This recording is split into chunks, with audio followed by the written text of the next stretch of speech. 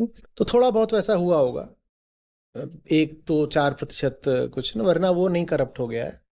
इंसान करप्ट हो गया, और क्यों करप्ट हो गया है? क्योंकि उसकी वृत्ति है ऐसी चीज की ओर जाना जो सरल लगती हो, और ऐसी चीज से कतराना जो उस पर भारी पड़ेगी, उसके उसके इनर एग्जिस्टेंस, अहंकार के आंतरिक अस्तित्व को ही खतरा बन जाएगी। आप किसी चीज में बहुत गहरा यकीन करते हो, ठीक है, बहुत ज्यादा, और जिस चीज में आप यकीन करते हो उसमें आपके स्टेक्स हो जाते हैं। अब आप क्या किसी ऐसे आदमी से मिलना पसंद करोगे जो आपका यकीन तोड़ रहा हो? आपका एक बेस्ट फ्रेंड है, ठीक है, और उस बेस्ट फ्रेंड्स के साथ आपके कई तरह के अब अटैचमेंट हो गए हैं, स्टेक्स हो गए हैं, ठीक है। अब मैं आपके पास आऊं, मैं आपको कुछ बातें बताना चाहूँ आपके इस बेस्ट फ्रेंड के बारे में, आप मुझे सुनना पसंद नहीं करोगे, क्योंकि अगर आप मुझे सुनते हो तो ये जो आपका रिश्ता है और उस रिश्ते से जो आपको सुविधाएं आ रही हैं वो सब टूट जाएंगी। तो इसलिए वेदांत बहुत प्रचलित नहीं हो पाया। क्योंकि पहली बात, उसको समझने के लिए दिमाग लगाना पड़ता है, जोर लगाना पड़ता है, बुद्धि लगानी पड़ती है।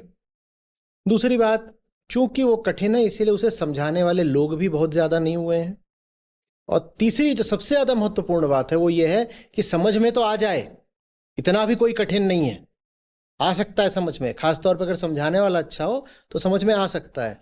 लेकिन जो समझने वाला है वो अगर समझेगा तो मिटेगा, और समझने वाला मिटने के लिए तैयार नहीं होता, इसलिए वेदांत इतना नहीं प्रचलित हो पाया। हम्म?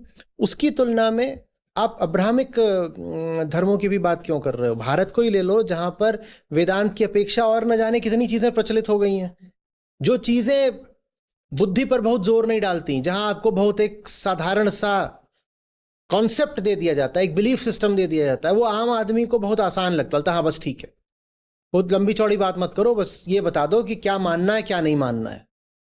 अच्छा ऐसे हुआ था, अच्छा अच्छा, ऐसे पृथ्वी बनाई गई, ऐसा हुआ, फिर ये हुआ, फिर ये हो रहा है, फिर ठीक है ठीक है ठीक है, ये धर्म बढ़िया है, इसमें कोई तकलीफ नहीं हो रही है। और धर्म ऐसा बना दो जिसमें बढ़िया कुछ मनोरंजन भी होता हो और स्वार्थ पूर्ति होती हो, और जो अहंकार को तोड़ता भी ना हो। तो ऐसे धर्म को बड़ा आकर्षक मानते हैं लोग। वो आकर्षक है भी, धार्मिक भी कहला जाओगे, और अहंकार भी नहीं टूटेगा। हींग लगे ना फिटकरी, रंग भी चोखा, धार्मिक भी कहला गए, अहंकार भी नहीं टूटा। तो उस तरह की जो धाराएं होती हैं वो फिर खूब सफल हो जाती हैं, उनके जो अनुयायी होते हैं खूब बढ़ जाते हैं, चाहे वो भारत में वेदांत के अलावा जो बाकी धाराएं हैं वो हों, और चाहे वो अब्राहमिक धर्म हो। दुनिया का तो दस्तूर यही है ना, यहाँ गुणवत्ता वाली चीजें खरीदने वाले लोग बहुत कम होते हैं, और जो चीज सस्ती हो वो जनमानस से प्रचलित हो जाती है। हम्म आप लोग बात करते हो कि क्वालिटी क्वालिटी, हम वेदांत सब तक लाने की कोशिश कर रहे हैं। वो जो 1.5 लाख वाला फोन होता है वो ज्यादा बिकता है या 8,000 वाला ज्यादा बिकता है?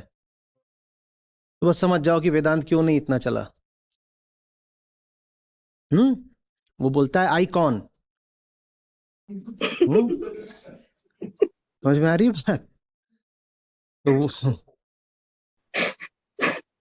वो नहीं चलेगा। इसी तरह मर्सिडीज ज्यादा बिकती है या क्या? हाँ, I10 ऑल्टो।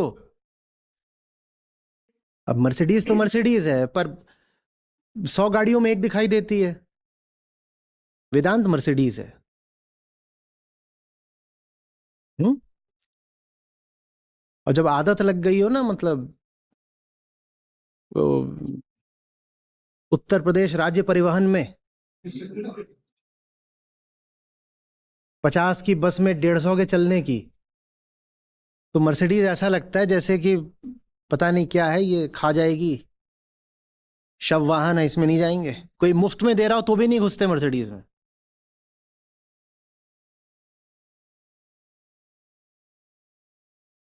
सस्ती चीजें ज्यादा फैलती हैं हमेशा, क्योंकि लोग मूल्य चुकाना नहीं चाहते।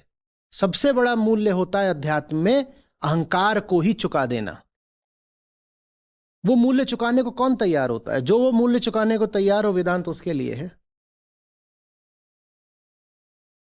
लेकिन लेकिन वो मूल्य चुका करके जो मिलता है वो बहुत बड़ी बात होती है।